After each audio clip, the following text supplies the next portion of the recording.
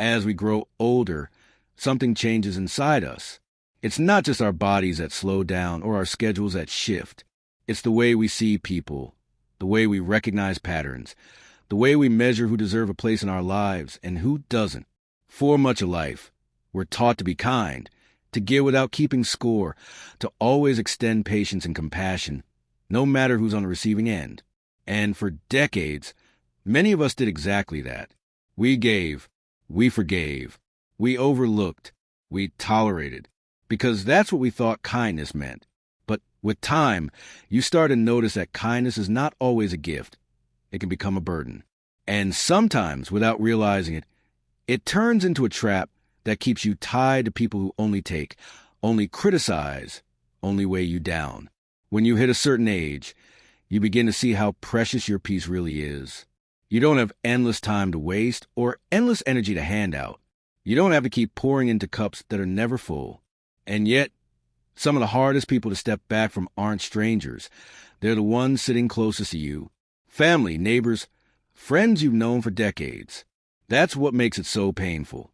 Because the truth is, not everyone who has shared your life deserves to keep a place in your heart forever. Take a moment to think about the people you've been carrying for years. The ones who keep showing up at your door or on your phone, not because they care about how you're doing, but because they need something from you. There's a particular kind of exhaustion that comes from being around people who treat you like a service instead of a person. They don't see your laughter, your struggles, your needs. They see your usefulness. And the older you get, the more damaging that becomes. There's a woman I once knew. Let's call her Gloria. She was in her 70s, a woman who had spent her entire life being the dependable one in her family. If someone needed a babysitter, they called her. If someone needed help with errands, she was always available. When a relative went on vacation, she'd be the one watching the pets, watering the plants, picking up the mail. Gloria never complained. She believed it was her role to be there for others, and for decades she was. But slowly, little cracks began to appear in her understanding of those relationships. She started noticing that when her own needs arose, when her birthday came and went without a single call, when she got sick and no one checked in, she was invisible. She wasn't celebrated. She wasn't cared for. She was simply used. It's a hard truth to swallow, but sometimes the people closest to us have never truly valued us. They valued what we can do for them. And when you realize that, there's a strange guilt that comes creeping in. You start to wonder if maybe you're wrong for pulling back, wrong for saying no, wrong for finally deciding that enough is enough. But here's something you need to understand. If someone only loves you when you're useful, then they don't really love you at all. They love the convenience you provide. And you are not on this earth, especially not in your later years, to be convenient. Saying no isn't cruelty. It isn't selfishness. It's a declaration that your time and energy matter. You've already spent decades giving and showing up. Now you deserve relationships that pour something back into you. If someone disappears the moment you stop giving, then let them disappear. You haven't lost a friend. You've uncovered the truth. That person was never really there for you. And the moment you let go of that guilt, you'll feel lighter, freer, and more able to spend time with people who truly care. But the constant taker isn't the only kind of person you need to guard against as you age. There are others whose patterns may not be as obvious, but are just as destructive. One of them is a person who always finds a way to cut you down, often in ways so small you don't notice until years have passed. These are the people who live in criticism. They don't shout. They don't curse. But they have a way of making you feel smaller every time you're with them. Imagine someone like Raymond, a man in his 80s who tried to maintain a relationship with his cousin. Every week, he'd bring bread from the bakery, visit for a chat, do little things to keep the bond alive.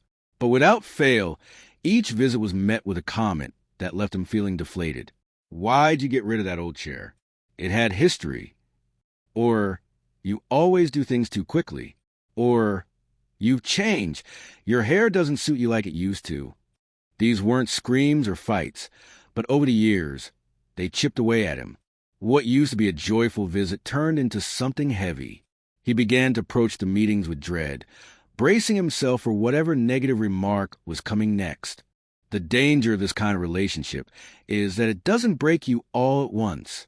It slowly erodes you. Little by little, you stop sharing. You stop bringing your whole self into conversations. You second-guess your choices. You shrink, not because you want to, but because you've been trained to expect disapproval. And at this stage of life, after all you've been through, you don't need that. You don't need to justify why you like what you like or why you live the way you live. You don't need to be constantly critiqued by someone who's convinced they're just being honest. Honesty without kindness is cruelty. And when someone masks their sharpness as concern, what they're really doing is feeding themselves at the expense of your spirit.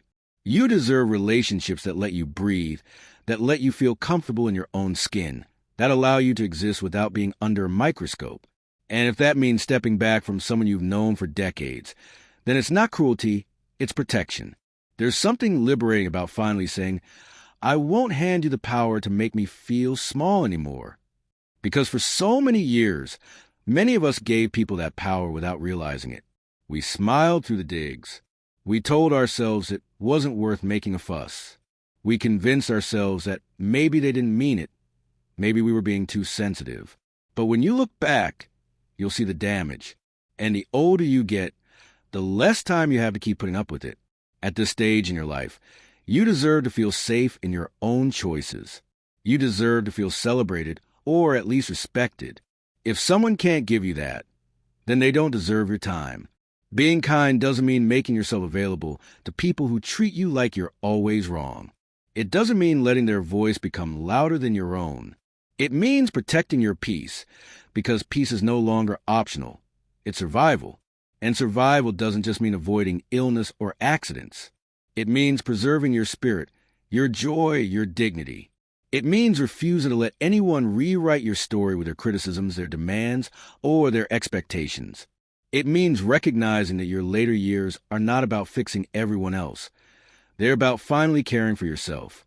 So the next time someone makes you feel guilty for saying no, or makes you feel small with their criticism, stop and ask yourself, is this relationship feeding me or is it draining me?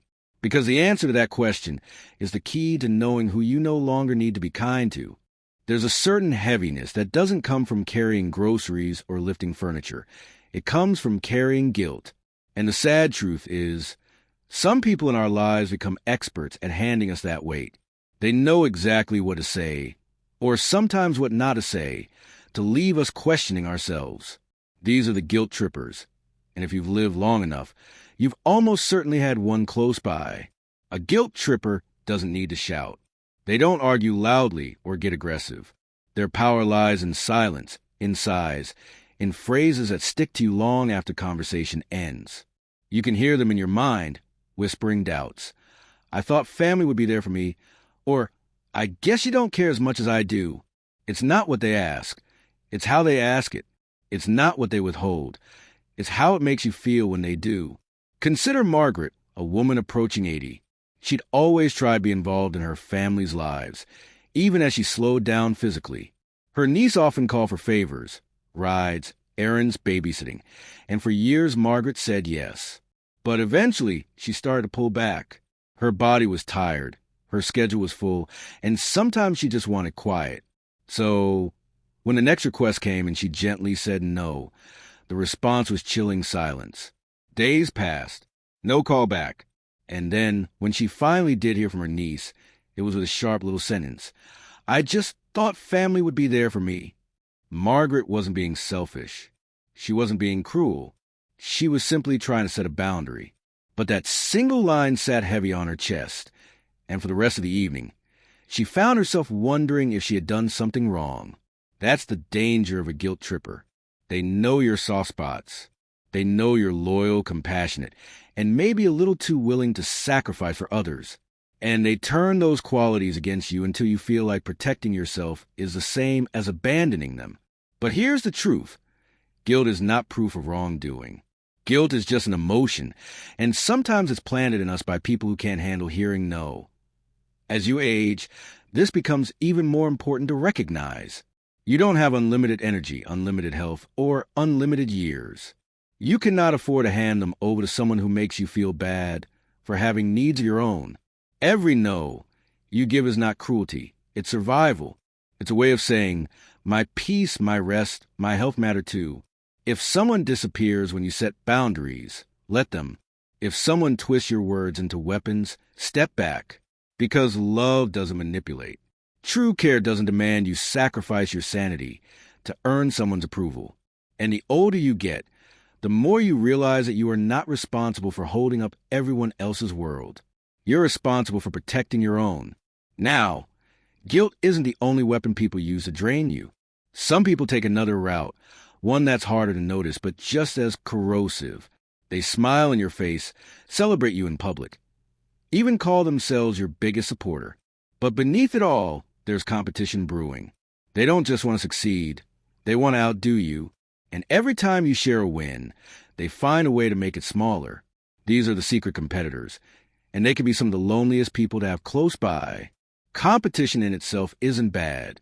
When you're younger, it might even motivate you. But in older age, you don't need someone making you feel like life is a scoreboard. You don't need subtle digs disguised as encouragement. You don't need comparisons every time you achieve something that matters to you. Picture Helen, a 76-year-old woman who finally decided to explore a dream she'd carried for years. She joined a local art class, nervous but excited to try something new.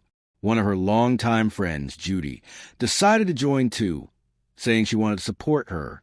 But week after week, Helen noticed that Judy's compliments carried hidden barbs. "Oh, your piece is so bold, very daring for your age." Or, "I love how free yours looks, even the technique isn't perfect." At first, Helen brushed it off, telling herself she was too sensitive. But after months, the joy drained out of the experience. Every time she picked up a brush, she heard Judy's voice in her head. That's the subtle poison of secret competitors. They won't come right out and insult you. They hide their rivalry under smiles, jokes, and helpful comments. But if you pay attention, you'll notice the pattern. They're only happy for you when they're ahead. When you shine, they dim the light. When you celebrate, they compare. And slowly, you stop sharing your wins altogether. You shrink, not because you don't believe in yourself, but because you're tired of being minimized. But the truth is, you don't need to play that game anymore. At this age, you've lived too much life, carried too many burdens, and lost too many people to waste energy competing with anyone. Your life isn't a race. It's a story. And the right people in your life should want to read every chapter with joy, not cross out your sentences. So there's look longer. So, if you notice that someone in your circle claps a little louder only when they've outdone you, pay attention. If someone always has a slightly better story or a subtle way of downplaying yours, take a step back. Because real friends don't compete, they celebrate. Real companions don't measure your worth against theirs. They cheer, they support, and they lift you up without needing to stand taller by pushing you down. Your later years should be about freedom. Freedom from competition. Freedom from guilt. Freedom from all the subtle chains that people try to wrap around you. And the only way to claim that freedom is to start noticing who drains you, who manipulates you, who makes you doubt yourself. Once you see them clearly, you can choose differently. You can choose peace. There's a certain kind of person who doesn't argue directly, who doesn't shout, and who doesn't openly confront you. Instead, they hide their frustrations and control behind silence, sarcasm, or little jokes that don't feel like jokes. They sting, but when you react, they pretend you're overreacting. These are the passive-aggressive manipulators, and they can be some of the hardest people to deal with as you grow older, not because they're loud or obvious, but because their behavior is slippery. You can't always put your finger on it, but you know you leave their presence feeling unsettled, confused, and sometimes even doubting yourself. Take Harold, for instance, an 83-year-old man who had lived in the same neighborhood for decades. He had a neighbor, Doug, who always seemed friendly on the surface. He smiled, waved, and cracked jokes. But whenever Harold asked for a bit of help, moving a planter, lifting something heavy, Doug would respond with a smirk and a comment like, "Guess you're finally slowing down, huh?" Or, "I'd help, but I've still got 2 good knees, and I'd like to keep them that way." Doug never said no outright, but the message was always there. You're weak, you're needy, and I'm not going to help you. At first, Harold brushed it off. Maybe Doug was just joking. Maybe he didn't mean anything by it. But over time, those little comments added up. Harold found himself second-guessing whether to ask for help at all. He felt embarrassed about needing anything, ashamed for even thinking about reaching out. That's how passive-aggressive people operate. They don't say no directly. They turn it into a jab. They don't admit their resentment. They hide it in sarcasm. And if you call them on it, they twist the story until you feel like you're the unreasonable one. This kind of behavior is dangerous because it's so easy to overlook. Unlike someone who yells at you or constantly criticizes you, a passive-aggressive manipulator leaves just enough doubt in your mind to keep you guessing. You start to think, maybe I'm too sensitive. Maybe I'm imagining things. And that self-doubt can become just as damaging as open hostility. Because over time, you silence yourself. You walk on eggshells. You stop asking for anything, even the smallest bit of help, just to avoid the sting of another backhanded joke. And here's the problem. Silence eats away at you. It creates loneliness even when people are around. It forces you to carry more than you should, physically and emotionally, just to keep the peace that isn't real in the first place. And at this stage of life, peace is not a luxury. It's a requirement. You don't have the energy to keep deciphering someone else's mixed signals or playing detective in conversations that should be straightforward. You've lived too long and endured too much to keep accepting counterfeit kindness. If someone smiles in your face but hides cruelty in their words, that's not friendship. If someone acts like they're helping but leaves you feeling smaller, that's not support. And if someone constantly makes you doubt your own reactions, that's not love, it's manipulation. The older you get, the more you have to see through the masks people wear. Because a smile without sincerity is just a mask. And you don't need any more masks in your life. So what do? You step back. You stop trying to teach them how to treat you. You stop waiting for them to change. You stop twisting yourself into knots to avoid offending them. Instead, you reclaim your quiet. You reclaim your dignity. You reclaim your right to be spoken to with respect, not sarcasm. And if that means letting certain relationships fade, let them, because at this point in your life, peace is more important than proximity. And that brings us to the heart of it all. These years, your later years, aren't meant for constantly fixing, rescuing, or enduring. They're meant for protecting, healing, and choosing carefully who gets to sit closest to you. When you look back over your life, you can probably name the people you carried longer than you should have. The constant takers who drained you dry. The chronic critics who chipped away at your confidence. The guilt trippers who made you question your worth. The secret competitors who dimmed your joy. The passive-aggressive manipulators who made you doubt your own instincts. Maybe some of them are still in your life right now. Maybe you're still giving them your time, your patience, your phone calls, your visits. Maybe you still feel that old tug of obligation that says, they've been here this long, I can't just walk away. But let me remind you of something. Time spent doesn't equal loyalty owed. History doesn't guarantee a future. And someone's blood relation doesn't give them the right to drain your spirit. You've forgiven more than most people know. You've kept quiet when you should have spoken up. You've carried people who never even thought to lighten your load. And maybe for years that was fine. Maybe you had the energy to do it. But now you don't. Now your time is too precious. Your health too fragile. Your peace too valuable to waste on anyone who doesn't respect it. This stage of life isn't about how many people sit at your table. It's about who actually deserve a seat. It's about choosing presence over obligation, quality over quantity, peace over pretense. You don't need crowds. You don't need constant company. You need a handful of people who see you, who value you, who give as much as they take. And if that means letting go of people you've known for decades, so be it.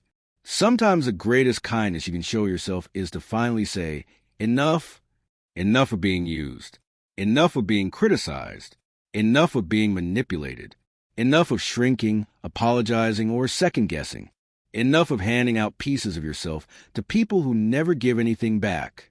From here on, your kindness should come with wisdom. Your generosity should come with boundaries. Your compassion should come with discernment. Because kindness without boundaries is not kindness.